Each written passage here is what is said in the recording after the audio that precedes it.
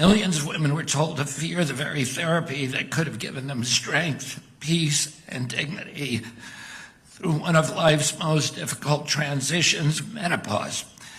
That ends today.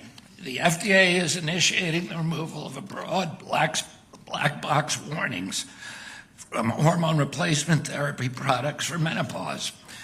We're challenging outdated thinking and recommitting to evidence-based medicine that empowers rather than restricts.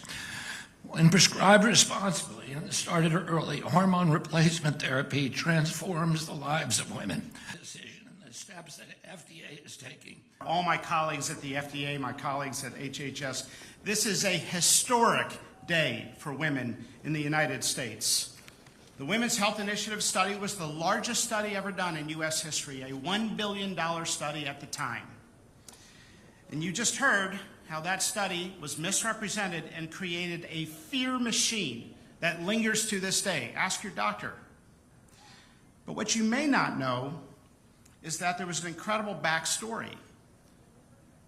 The headline that hormone replacement therapy causes breast cancer was released to the media before the scientific data was released to the public.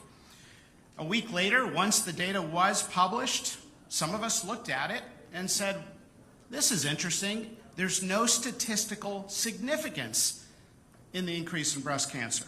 If we don't have statistics, then we don't have science. All of a sudden, snake oil cures diseases, and science goes out the window. After 23 years of dogma, the FDA today is announcing that we are going to stop the fear machine, steering women away from this life-changing, even life-saving treatment. The FDA is taking action to remove the black box warnings from estrogen-related products. This is based on a robust review of the latest scientific evidence. Our expert panel at the FDA we conducted a few months ago, some of those doctors and experts are here with us today. We are also approving 2 new drugs for the treatment of menopausal symptoms. We are listening to doctors who have been waving the flag in the air saying, hey, we have this wrong. We are listening to women who have been challenging the paternalism of medicine. We are listening to female medical students that have demanded more menopause education in the curricula. This administration hears your voice and is not afraid to challenge the medical status quo. To what extent does this reflect FDA scientists and consensus among? Because until today, the warning label on the box falsely says that vaginal estrogen causes cancer, stroke, blood clots, heart attacks, and probable dementia. Yet not a single scientific study shows this. And because of that warning label placed in 2003, an entire generation of clinicians were never taught the details.